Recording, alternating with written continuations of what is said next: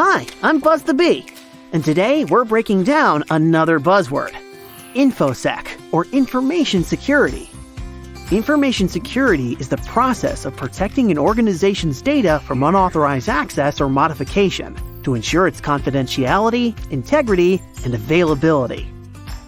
Confidentiality ensures data and information assets are confined only to people with authorized access, including protections like data encryption and two-factor authentication. Integrity requires that all data must be intact, complete, and accurate. This helps to maintain the trustworthiness of company data. Availability ensures systems are ready for use as intended for all authorized users, maintaining hardware, and completing repairs immediately. All three goals must be considered when creating policies or procedures to protect computer systems and company data.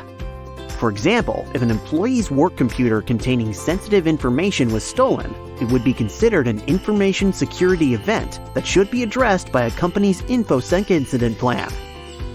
Businesses of every industry can benefit from considering the confidentiality, integrity, and availability of important data. Check out impactmybiz.com/buzzwords for more from this series, and tune in next month when I'll break down another buzzword.